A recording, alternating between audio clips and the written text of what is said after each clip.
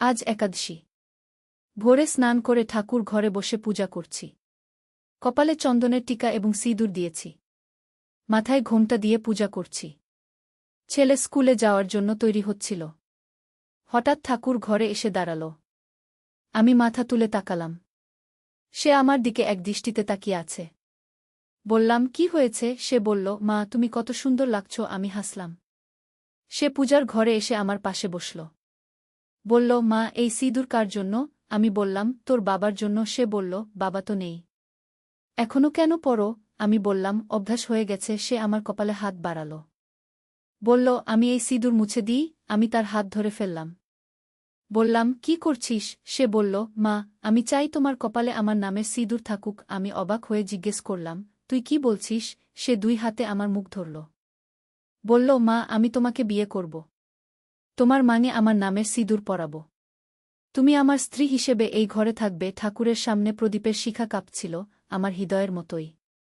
এই গল্পটি সম্পূর্ণ শুনলে আপনাদের পানি অটোমেটিক বের হয়ে যাবে, সো যত দ্রুত সম্ভব হাতের কাছে টিস্যু নিয়ে বসে পড়ুন।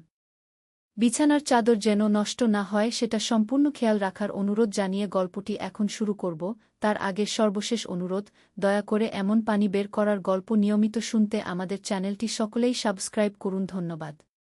হ্যালো বন্ধুরা, আমার নাম মীরা দত্ত। আমার বয়স 40 বছর। আমার স্বামীর নাম ছিল সুব্রত দত্ত, বয়স ছিল 43 বছর। আমাদের দুই সন্তান, রাহুল আর তিথি। রাহুল 18 বছর বয়সী, কলেজে পড়ে। তিথি 10 বছর বয়সী, স্কুলে যায়।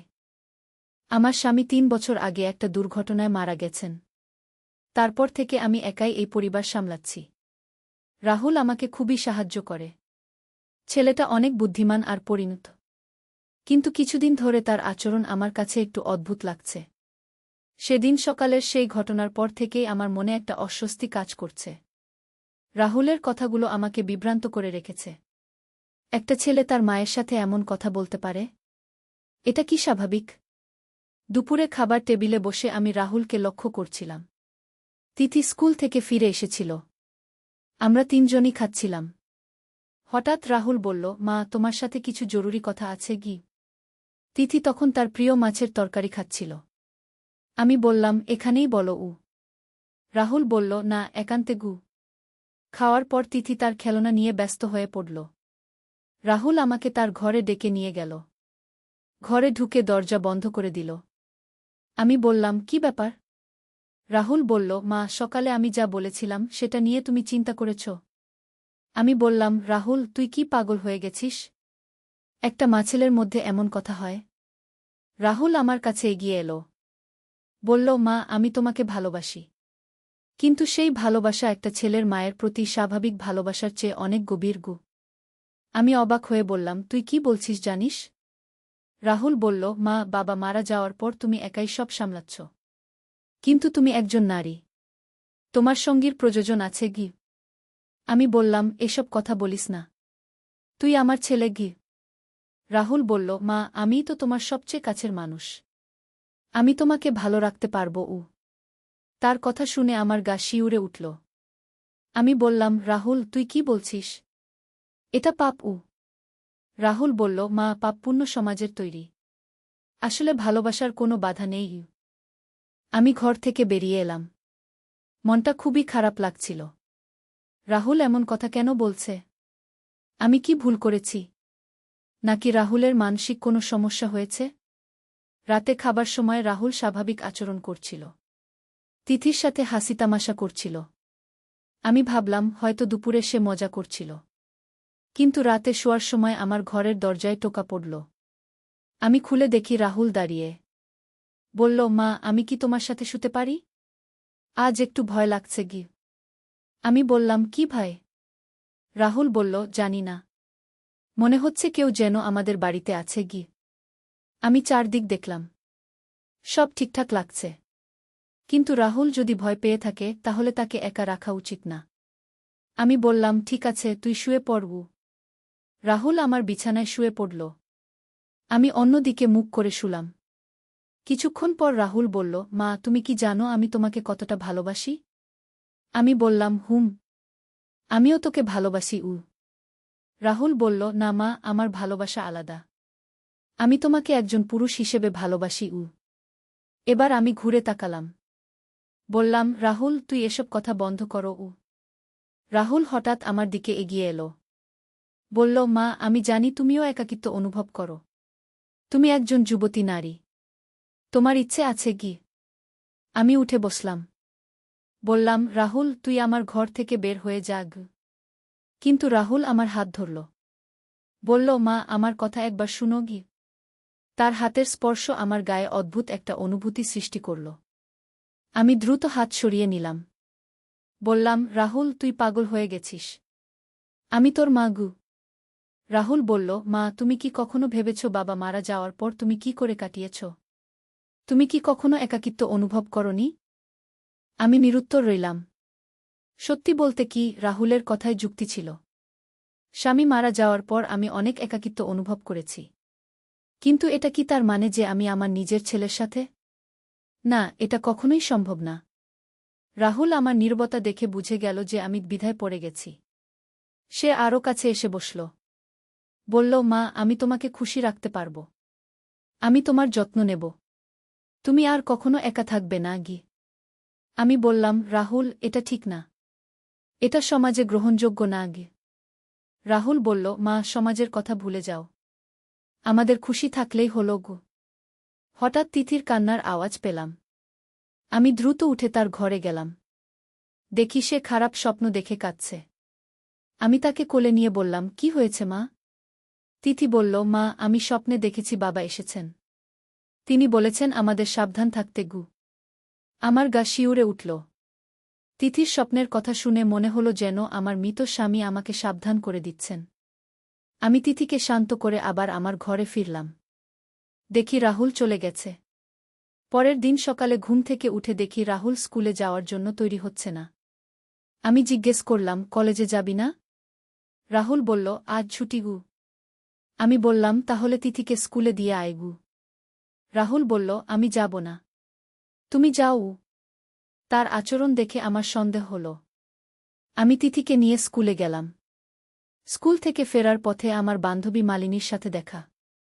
সে জিজ্ঞেস করল, রাহুল কেমন আছে? আমি বললাম, ভালো আছে। কেন?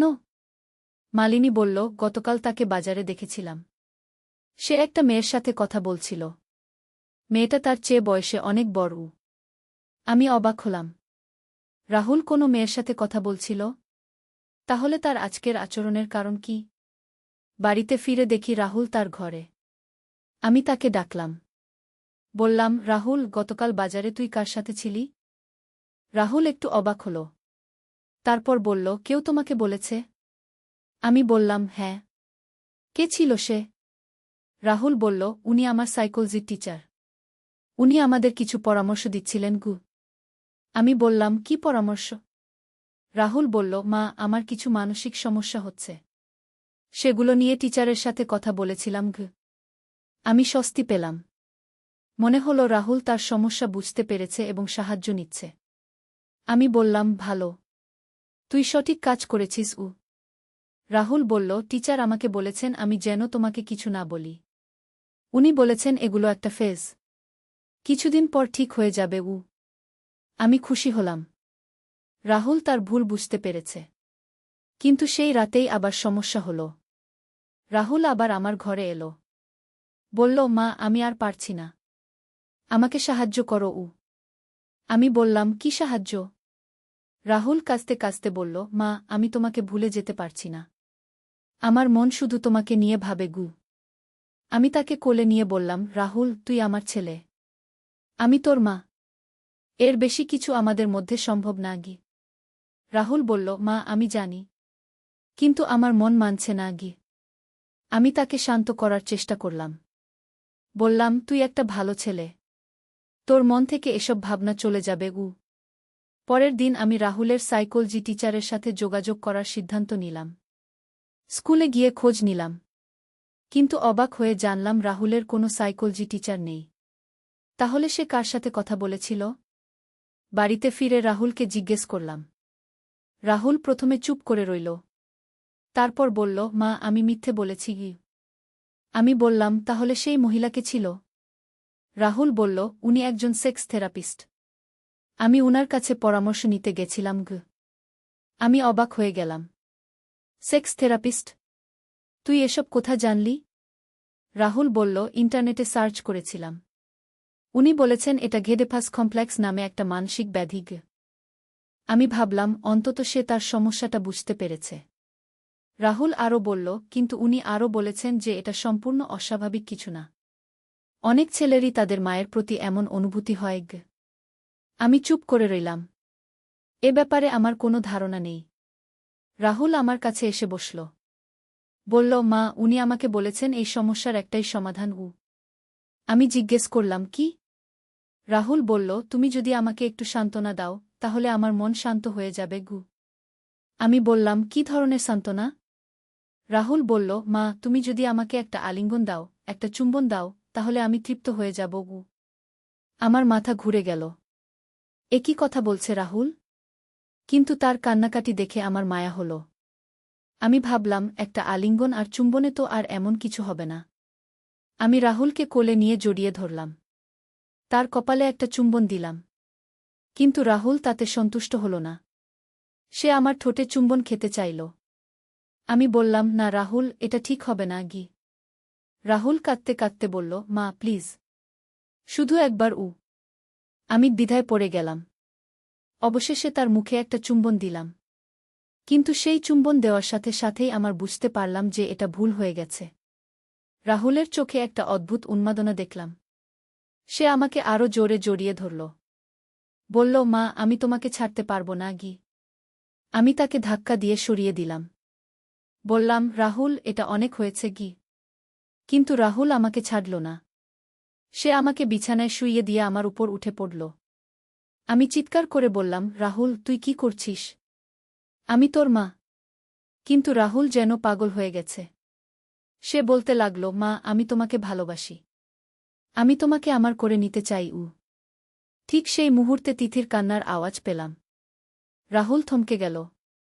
আমি দ্রুত তার নিচে থেকে বের হয়ে তিথির ঘরে গেলাম। দেখি তিথি জ্বরে কাঁপছে।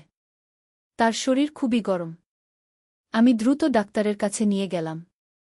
ডাক্তার বলল, তিথির ভাইরাল ফিভার হয়েছে। হাসপাতালে তিথির পাশে বসে থাকতে থাকতে আমি ভাবছিলাম রাহুলের কথা। সে কি করতে যাচ্ছিল? 3 দিন পর তিথি ভালো হয়ে বাড়ি ফিরলাম। রাহুল এই 3 দিন বাড়িতেই ছিল। আমি ভেবেছিলাম হয়তো এই কয়দিনে সে নিজেকে সামলে নিয়েছে। কিন্তু বাড়ি ঢোকার সাথে সাথেই রাহুল আমার কাছে এসে বলল, মা, আমি তোমার জন্য অপেক্ষা করছিলাম। আমি তিথিকে তার ঘরে রেখে রাহুলের সাথে কথা বলতে গেলাম। বললাম, রাহুল, তুই যা করছিস এটা একেবারেই ঠিক না। রাহুল বলল, মা, আমি আর নিজেকে সামলাতে পারছি না। তুমি যদি আমার সাথে না থাকো তাহলে আমি পাগল হয়ে যাব। আমি বললাম, রাহুল, তুই একজন মনোচিকিৎসকের কাছে যা। তোর চিকিৎসা দরকার। রাহুল রেগে গিয়ে বলল, আমার কোনো চিকিৎসা লাগবে না। আমি শুধু তোমাকে চাই। তার এই আগ্রাসী আচরণ দেখে আমি ভয় পেয়ে গেলাম। আমি বুঝলাম যে রাহুল সত্যিই মানসিকভাবে অসুস্থ হয়ে পড়েছে। সেদিন রাতে আমি তিথিকে নিয়ে আমার ঘরে শুলাম। দরজায় চেইন লাগিয়ে দিলাম। কিন্তু মাঝরাতে দরজায় টোকা পড়ল। রাহুল বলছে, মা, দরজা খোলো। আমার সাথে কথা বলো। আমি চুপ করে রইলাম। রাহুল ক্রমাগত দরজায় টোকা দিতে থাকল। হঠাৎ একসময় সব শান্ত হয়ে গেল। আমি ভাবলাম রাহুল চলে গেছে। কিন্তু ভোরবেলা ঘুম থেকে উঠে দেখি রাহুল আমার ঘরের জানালার কাছে দাঁড়িয়ে আছে। বাইরে থেকে আমাদের দেখছে। আমি ভয়ে কাঁপতে থাকলাম। তিথি ঘুমিয়ে আছে। রাহুল জানালায় টোকা দিয়ে ইশারা করছে দরজা খুলে দিতে। আমি মাথা নেড়ে না বোঝালাম। হঠাৎ রাহুল চিৎকার করে বলতে শুরু করল, মা, তুমি আমাকে এভাবে কষ্ট দিও না। আমি তোমাকে ভালোবাসি। তার চিৎকারে তিথি জেগে গেল। সে ভয় পেয়ে আমার কোলে এসে লুকাল। তিথি বলল, মা, রাহুল ভাইয়ার কি হয়েছে? সে কেন এমন করছে? আমি তিথিকে শান্ত করে বললাম, তোর ভাইয়ার একটু অসুখ হয়েছে। ভয় পেজো না। দুপুরে রাহুল বাড়ি ঢুকল। আমি তিথিকে নিয়ে বাইরে চলে গেলাম। আমার বান্ধবী সীমার বাড়িতে গিয়ে আশ্রয় নিলাম। সীমা জিজ্ঞেস করল, কি ব্যাপার?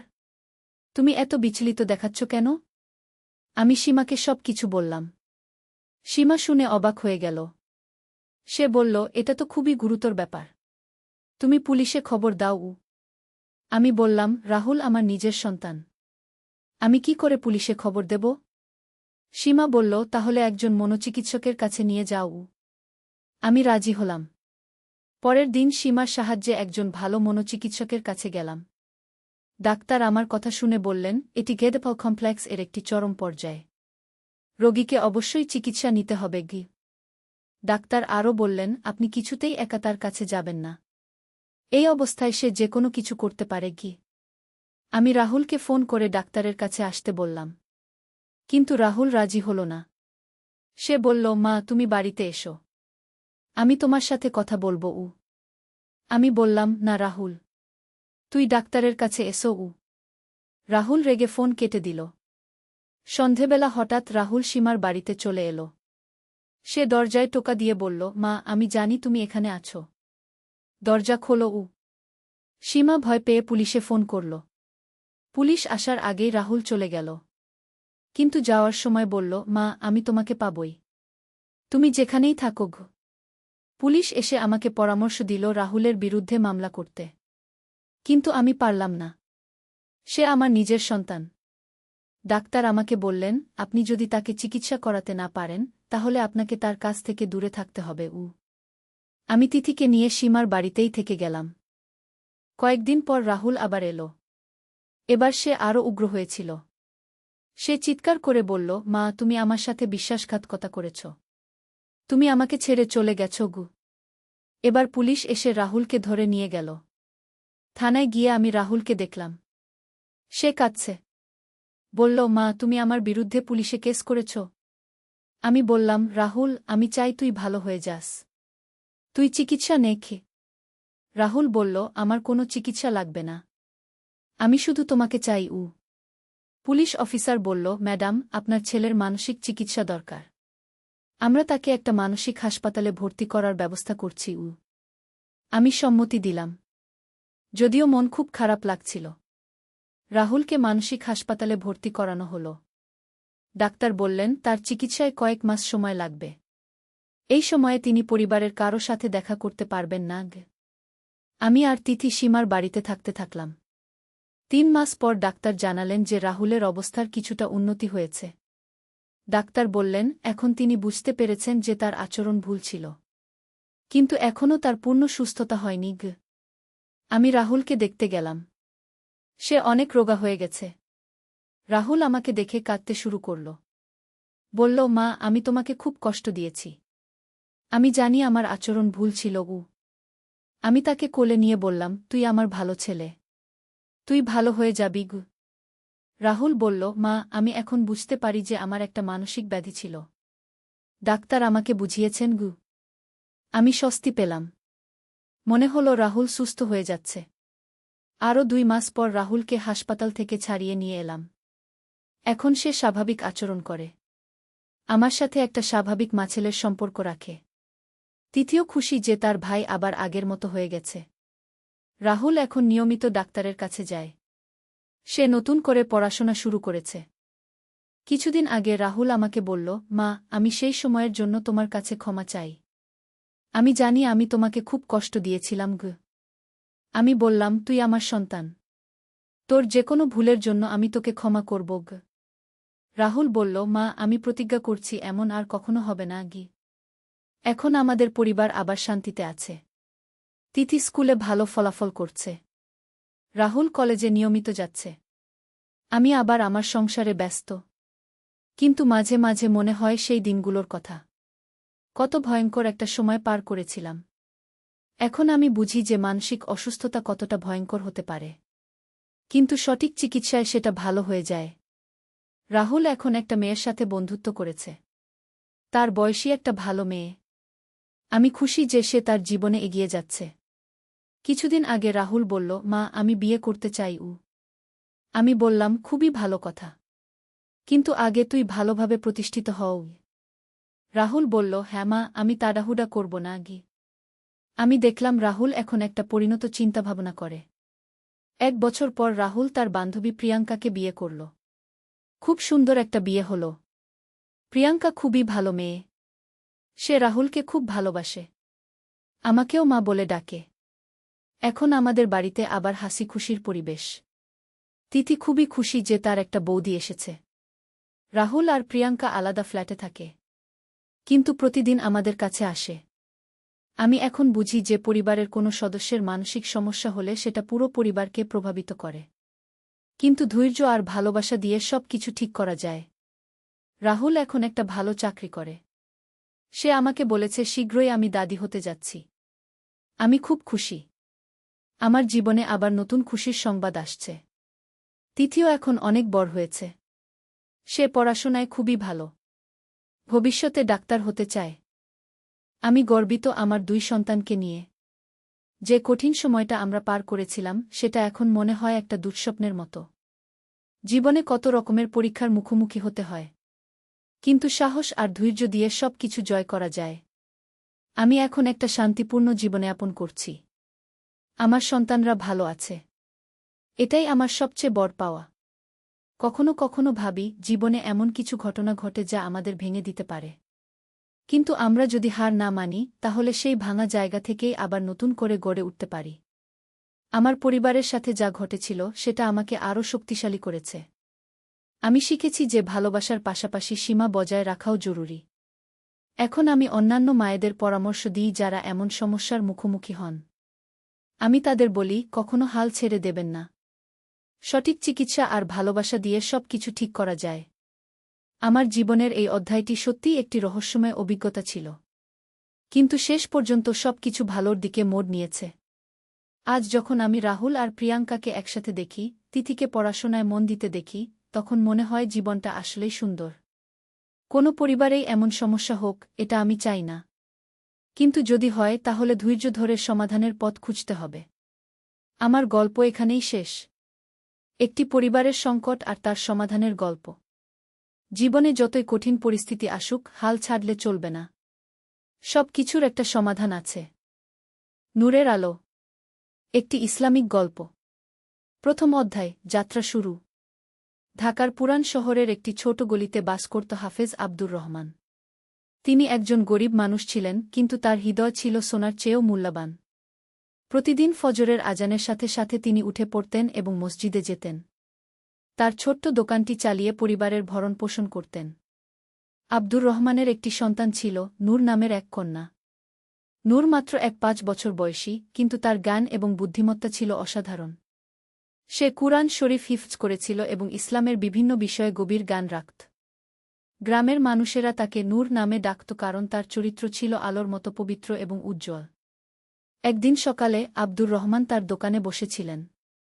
হঠাৎ করে একজন বয়স্ক লোক এসে হাজির হলেন। তার পোশাক ছিল সাদা, চেহারায় ছিল নূরের আভা। তিনি বললেন, আসসালামু আলাইকুম ভাই। আমি দূর থেকে এসেছি। শুনেছি এই এলাকায় একটি মেয়ে আছে যার নাম নূর, যে খুবই জ্ঞানী এবং ধার্মিক। আব্দুর রহমান বিনয়ের সাথে জবাব দিলেন, ওয়ালাইকুম আসসালাম। জি হ্যাঁ, নূর আমার মেয়ে। কিন্তু আপনি কে? কেন তার খোঁজ নিচ্ছেন? বয়স্ক ব্যক্তি মৃদু হেসে বললেন, আমার নাম ইব্রাহিম। আমি একজন পীর সাহেব। আমি সারা দেশ ঘুরে বেড়াই এবং জ্ঞানী ও ধার্মিক মানুষদের সাথে সাক্ষাৎ করি। আমি শুনেছি আপনার মেয়ে নূর অসাধারণ জ্ঞানের অধিকারী। দ্বিতীয় অধ্যায়, পরীক্ষার শুরু। পীর ইব্রাহিম সাহেব নূরের সাথে দেখা করতে চাইলেন। আব্দুর রহমান তার মেয়েকে ডাকলেন। নূর এসে সালাম দিল এবং পীর সাহেবের পায়ে হাত দিয়ে সম্মান প্রদর্শন করল। পীর সাহেব নূরকে দেখে মুগ্ধ হয়ে গেলেন। তার চেহারায় ছিল নম্রতা এবং বিনয়, চোখে ছিল জ্ঞানের আলো।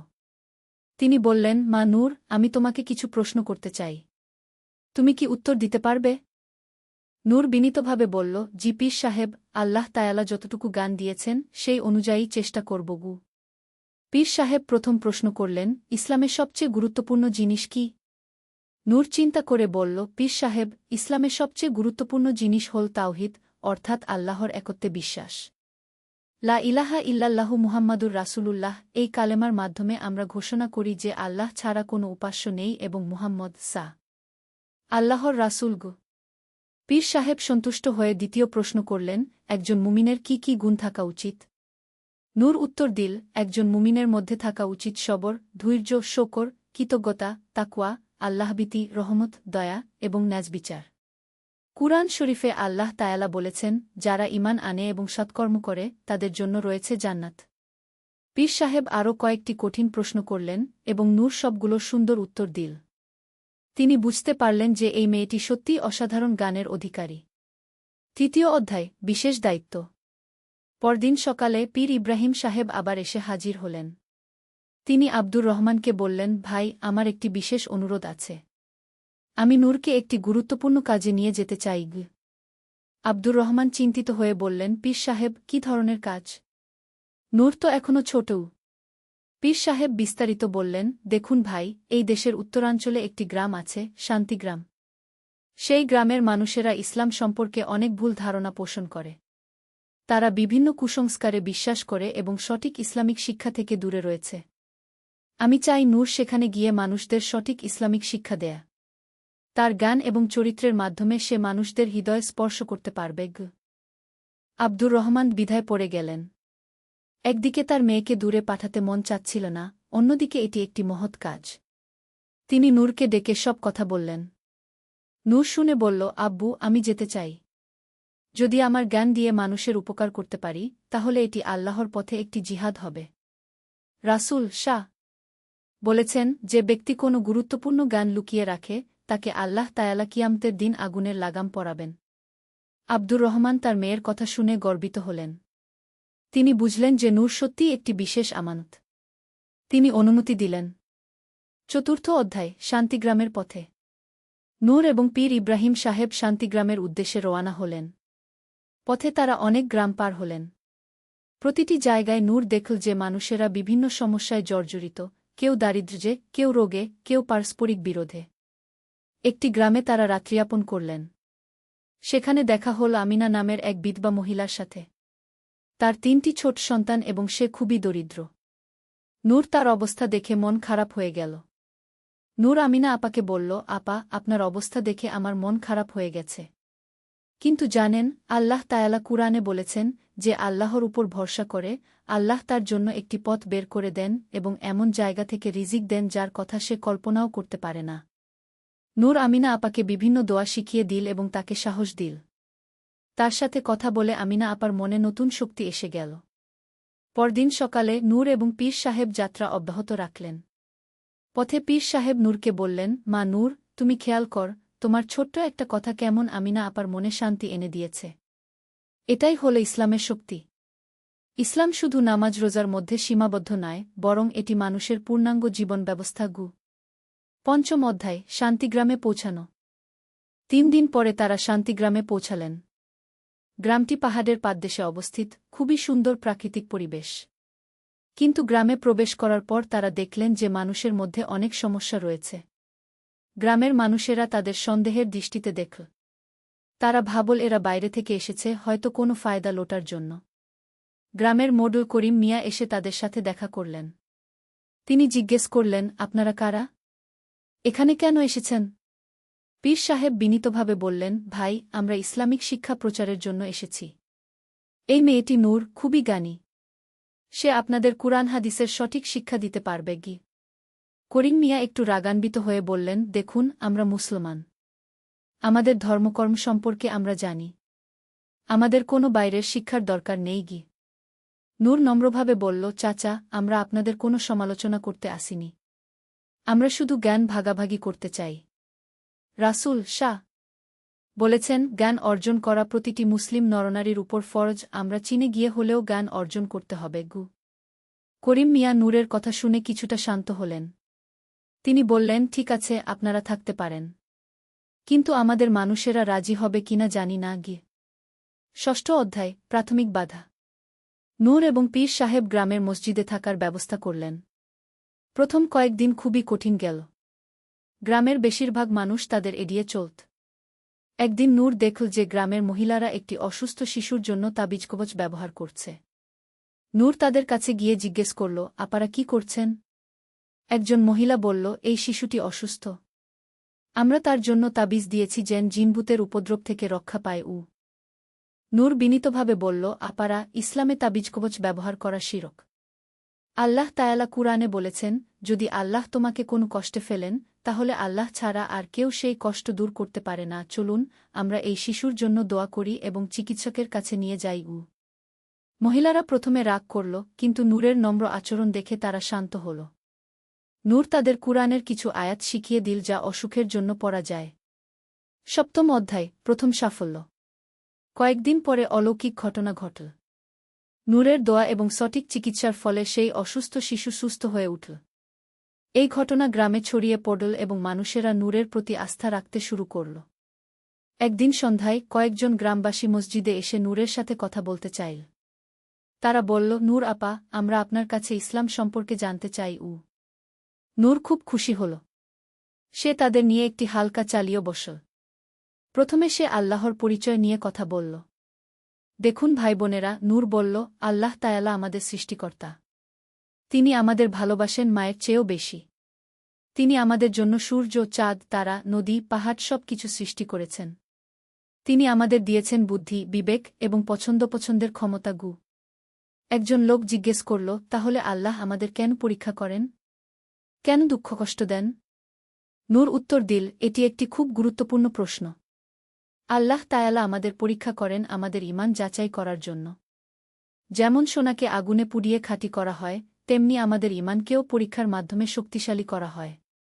কুরআনে আল্লাহ বলেছেন, আর আমি অবশ্যই তোমাদেরকে পরীক্ষা করব কিছু ভয়, ক্ষুধা এবং জানমাল ও ফসলের ক্ষতির মাধ্যমে। কিন্তু সবরকারীদের সুসংবাদ দাও। অষ্টম অধ্যায়, গভীর শিক্ষা। দিন দিন নূরের চারপাশে মানুষের ভিড় বাড়তে থাকল। সে প্রতিদিন মসজিদে বসে বিভিন্ন বিষয়ে আলোচনা করত। একদিন একজন যুবক এসে বলল, নূর আপা, আমার মনে একটা প্রশ্ন আছে। আমি মাঝে মাঝে খারাপ কাজের দিকে আকৃষ্ট হই। এটা কি পাপ? নূর বুঝতে পারল যে এটি একটি সূক্ষ্ম প্রশ্ন। সে বলল, দেখো ভাই, মানুষের মনে খারাপ চিন্তা আসা স্বাভাবিক। রাসূল শাহ বলেছেন, আল্লাহ আমার উম্মতের মনের খারাপ চিন্তা ক্ষমা করে দিয়েছেন, যতক্ষণ না তারা সেই কাজ করে বা মুখে বলে। গুরুত্বপূর্ণ বিষয় হল, খারাপ চিন্তা এলে সেটা থেকে আল্লাহের কাছে আশ্রয় চাওয়া এবং ভালো কাজে মনোযোগ দেওয়া। যুবকটি আরও জিজ্ঞেস করল, তাহলে আমি কিভাবে নিজেকে পাপ থেকে রক্ষা করব? নূর বলল, প্রথমত নিয়মিত নামাজ পড়। নামাজ পাপ থেকে রক্ষা করে। দ্বিতীয়ত, ভালো সঙ্গী নির্বাচন কর। রাসূল শাহ বলেছেন, মানুষ তার বন্ধুর ধর্মের উপর থাকে। তৃতীয়ত, সর্বদা আল্লাহকে স্মরণ কর। চতুর্থত, কুরআন তেলাওয়াত কর এবং তার অর্থ বোঝার চেষ্টা কর। নবম অধ্যায়, পারিবারিক সমস্যার সমাধান। কয়েক সপ্তাহ পরে গ্রামের একটি বড় সমস্যার সমাধানের জন্য নূরের কাছে আসা হল। দুই ভাই, রশিদ এবং খালিদ, সম্পত্তি নিয়ে মারাত্মক বিরোধে জড়িয়ে পড়েছিল। তারা একে অপরের সাথে কথা বলা বন্ধ করে দিয়েছিল এবং বিষয়টি আদালত পর্যন্ত গড়াতে চলেছিল। গ্রামের লোকেরা নূরকে বলল, আপা, আপনি যদি এই দুই ভাইয়ের সমস্যার সমাধান করতে পারেন, তাহলে আমরা বুঝব যে আল্লাহ সত্যিই আপনার সাথে আছেন। নূর প্রথমে রশিদের সাথে আলাদা কথা বলল। রশিদ রাগে অগ্নিশর্মা হয়ে বলল, নূর আপা, খালিদ আমার সাথে খুবই অন্যায় করেছে। বাবার সম্পত্তিতে আমার ন্যায্য অধিকার সে দিচ্ছে না। নূর শান্তভাবে বলল, রশিদ ভাই, আপনার রাগ বুঝতে পারছি। কিন্তু জানেন, আল্লাহ তায়ালা কুরআনে বলেছেন, যে ব্যক্তি তার রাগ সংযত রাখে, আল্লাহ তাকে ভালোবাসেন। আর রাসূল সাঃ বলেছেন, শক্তিশালী সে নয় যে অন্যকে কুস্তিতে হারায়, বরং শক্তিশালী সে যে রাগের সময় নিজেকে নিয়ন্ত্রণ করতে পারে। এরপর নূর খালিদের সাথে কথা বলল। খালিদও তার নিজের যুক্তি দিল। নূর ধৈর্যের সাথে দুই পক্ষের কথা শুনল। তারপর নূর একদিন দুই ভাইকে একসাথে ডাকল। সে বলল, রশিদ ভাই, খালিদ ভাই, আপনারা দুজনেই আমার কাছে এসেছেন। এটাই প্রমাণ করে যে আপনারা সমাধান চান। কিন্তু আপনারা কি জানেন, ভাই ভাইয়ের সম্পর্ক সম্পত্তির চেয়ে অনেক বেশি মূল্যবান? নূর কুরআনের একটি আয়াত তেলাওয়াত করল, মুমিনরা তো পরস্পর ভাই ভাই। সুতরাং তোমরা তোমাদের দুই ভাইয়ের মধ্যে সংশোধন করে দাও। তারপর সে বলল, আপনাদের বাবা কি চাইতেন যে তার মৃত্যুর পরে তার দুই প্রিয় সন্তান একে অপরের শত্রু হয়ে যাক? আপনাদের বাচ্চারা কি চাইবে যে তাদের চাচামামা তাদের পরিবার থেকে দূরে থাকুক? দুই ভাইয়ের চোখে পানি এসে গেল। তারা বুঝতে পারল যে সম্পত্তির লোভে তারা সবচেয়ে গুরুত্বপূর্ণ জিনিস, ভাইয়ের ভালোবাসা, হারাতে বসেছে। নূর তাদের ইসলামিক উত্তরাধিকার আইন অনুযায়ী সম্পত্তি ভাগ করার পদ্ধতি বুঝিয়ে দিল। সে বলল, ইসলামে সম্পত্তি বণ্টনের একটি স্পষ্ট নিয়ম আছে। আল্লাহ নিজেই কুরআনে এই নিয়ম দিয়েছেন। এই নিয়ম মেনে চললে কোনো বিরোধ থাকে না আগে। দুই ভাই একে অপরের কাছে ক্ষমা চাইল এবং আলিঙ্গন করল। গ্রামবাসীরা এই দৃশ্য দেখে মুগ্ধ হয়ে গেল। তারা বুঝল যে নূরের মধ্যে সত্যিই বিশেষ কিছু আছে। 10ম অধ্যায়, নারী শিক্ষার প্রসার। নূরের প্রভাবে গ্রামে ধীরে ধীরে পরিবর্তন আসতে লাগল। কিন্তু একটি বিষয়ে এখনও সমস্যা ছিল, মেয়েদের শিক্ষা। গ্রামের অনেক মানুষ মনে করত যে মেয়েদের বেশি পড়াশোনার দরকার নেই। একদিন নূর গ্রামের মহিলাদের সাথে আলাদা বৈঠক করল। সেখানে এসেছিল রহিমা আপা, ফাতেমা আপা, খাদিজা আপা এবং আরও অনেকে। নূর তাদের বলল, আপারা, আমি আপনাদের একটা কথা বলতে চাই। ইসলামে নারী পুরুষের সমান মর্যাদা পেয়েছে জ্ঞান অর্জনের ক্ষেত্রে। রাসূল শাহ বলেছেন, জ্ঞান অর্জন করা প্রতিটি মুসলিম নরনারীর উপর ফরজ, এখানে নারী পুরুষের কোনো পার্থক্য করা হয়নি। রহিমা আপা বলল, কিন্তু নূর, আমাদের সমাজে মেয়েরা বেশি পড়ালেখা করলে বিয়েশাদিতে সমস্যা হয়। নূর উত্তর দিল, আপা, এটি একটি ভুল ধারণা। ইসলামের ইতিহাস দেখুন। আমাদের প্রিয় নবীজির স্ত্রী হরত আয়েশা ছিলেন একজন বড় আলেম। তার কাছে থেকে হাজারো সাহাবী হাদিস শিখেছেন। হরত ফাতেমা ছিলেন অত্যন্ত জ্ঞানী। তারা কি বিয়েশাদিতে সমস্যায় পড়েছিলেন? ফাতেমা আপা জিজ্ঞেস করল, তাহলে আমরা কি করব? আমরা তো অশিক্ষিত। নূর উৎসাহের সাথে বলল, আপারা, আমি আপনাদের জন্য একটি মহিলা শিক্ষা বৃত্ত শুরু করতে চাই। আমরা একসাথে কুরআন শরীফ পড়ব, ইসলামের বিভিন্ন বিষয় নিয়ে আলোচনা করব। আর আপনাদের মেয়েদেরও এই শিক্ষায় অংশ নিতে উৎসাহিত করব। মহিলারা এই প্রস্তাবে খুশি হল। তারা সিদ্ধান্ত নিল যে প্রতি বৃহস্পতিবার বিকেলে তারা নূরের কাছে বসে ইসলামিক শিক্ষা নেবে। 11 অধ্যায়, যুব সমাজের পরিবর্তন। গ্রামের যুবকদের মধ্যেও নূরের প্রভাব পড়তে থাকল। আগে যারা অলস্তায় দিন কাটাত, তারা এখন জ্ঞান চর্চায় আগ্রহী হয়ে উঠল।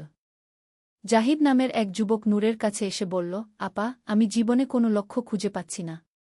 মনে হয় যেন আমার জীবনের কোনো মানে নেই। নূর তাকে বলল, জাহিদ ভাই, আপনার এই অনুভূতি অস্বাভাবিক নয়। অনেক মানুষই জীবনের অর্থ খুঁজতে সংগ্রাম করে। কিন্তু ইসলাম আমাদের বলেছে যে আমাদের জীবনের উদ্দেশ্য হল আল্লাহর ইবাদত করা এবং তার পৃথিবীতে খলিফা হিসেবে দায়িত্ব পালন করা। খলিফা মানে কি? জাহিদ জিজ্ঞেস করল। নূর ব্যাখ্যা করল, খলিফা মানে প্রতিনিধি। আল্লাহ আমাদের এই পৃথিবীতে তার প্রতিনিধি হিসেবে পাঠিয়েছেন। আমাদের দায়িত্ব হল ন্যায় বিচার প্রতিষ্ঠা করা, অত্যাচারীদের বিরুদ্ধে দাঁড়ানো, দরিদ্রদের সাহায্য করা, জ্ঞানের প্রসার ঘটানো। জাহিদ উৎসাহিত হয়ে বলল, তাহলে আমি কি করতে পারি? নূর বলল, আপনি গ্রামের অন্যান্য যুবকদের নিয়ে একটি সেবা সংস্থা গড়তে পারেন।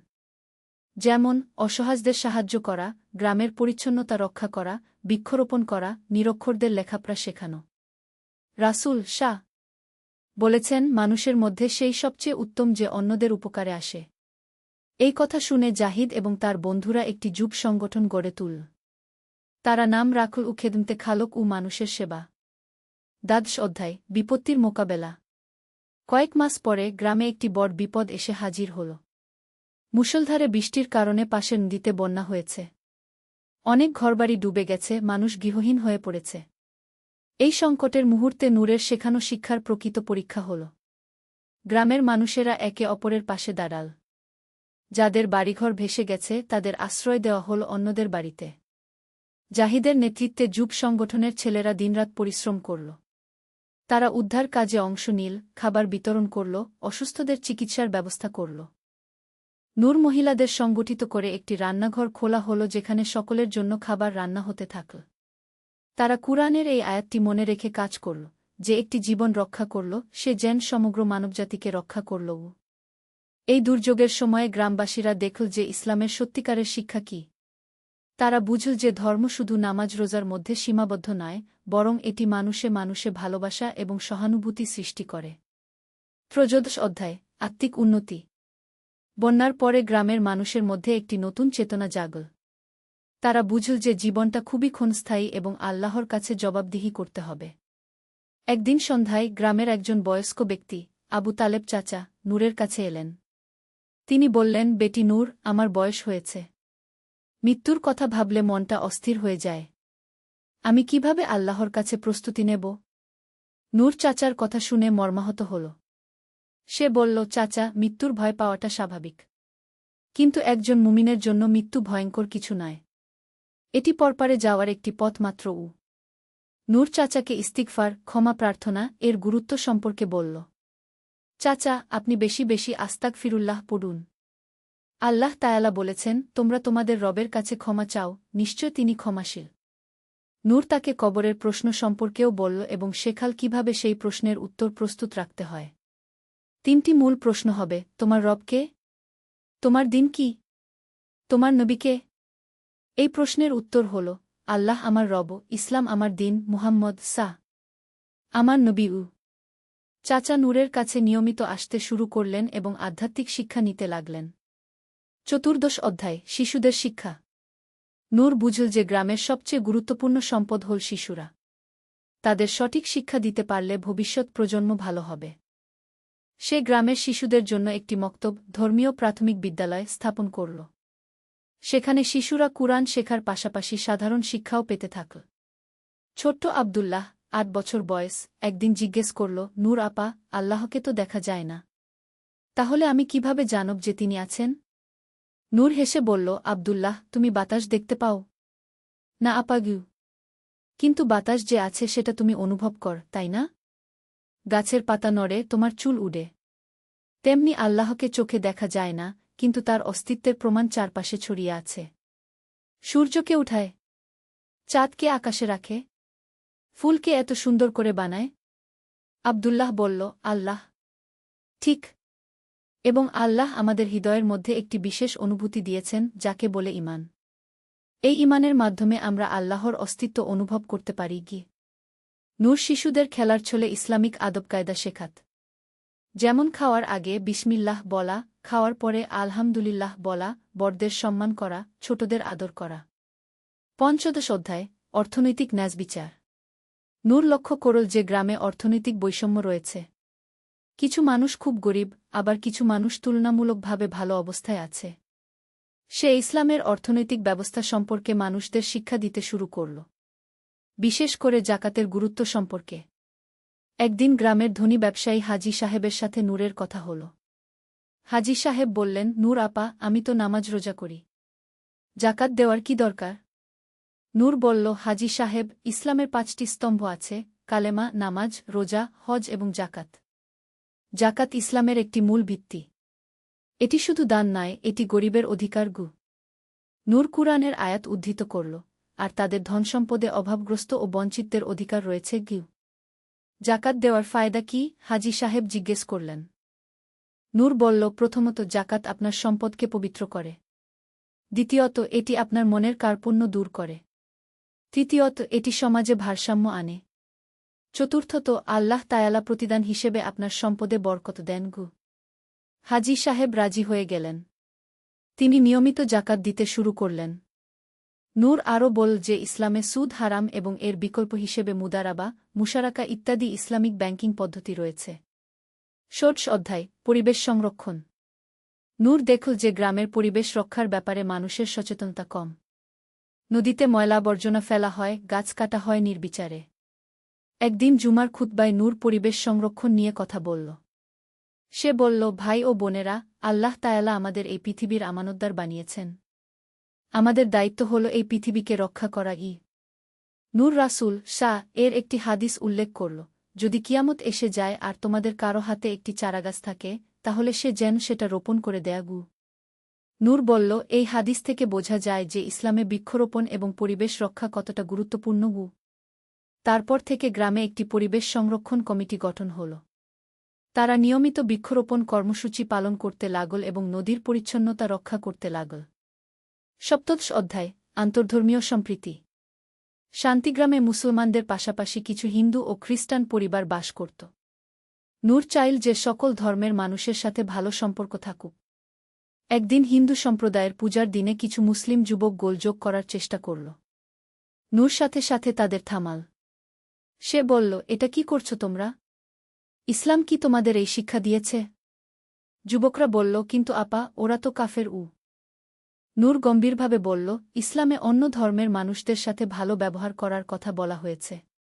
কুরআনে আছে, দিনের ব্যাপারে কোনো জবরদস্তি নেই। আরও আছে, তোমাদের ধর্ম তোমাদের, আমার ধর্ম আমার। নূর তাদের রাসূল শাহ এর জীবনের উদাহরণ দিল। নবীজি শাহ মদিনায় ইহুদি এবং খ্রিস্টানদের সাথে শান্তি চুক্তি করেছিলেন। তিনি তাদের ধর্মীয় স্বাধীনতা দিয়েছিলেন। এরপর থেকে গ্রামের সব ধর্মের মানুষ একসাথে শান্তিতে বাস করতে লাগল। তারা একে অপরের উৎসবে অংশগ্রহণ করত এবং সংকটের সময় পাশে দাঁড়াত। অষ্টাদশ অধ্যায় চ্যালেঞ্জের মুখোমুখি। কয়েক মাস পরে নূর এবং তার কাজের বিরুদ্ধে কিছু মানুষ ষড়যন্ত্র শুরু করল। পাশের গ্রামের একজন পীর হুজুর সাহেব নূরের জনপ্রিয়তায় ঈর্ষান্বিত হয়ে পড়েছিল। সে শান্তিগ্রামে এসে কিছু মানুষকে বলল, দেখুন, এই মেয়েটা নাকি ইসলাম শেখায়, কিন্তু মেয়েদের দ্বারা পুরুষদের ইসলাম শেখা ঠিক নয়। কিছু গোডা মানুষ তার কথায় প্রভাবিত হল। তারা নূরের বিরুদ্ধে প্রচারণা চালাতে শুরু করল। একদিন নূর দেখল যে কিছু মানুষ তার দার্শে ধর্মীয় আলোচনায় আসা বন্ধ করে দিয়েছে। সে মনে মনে দুঃখ পেল।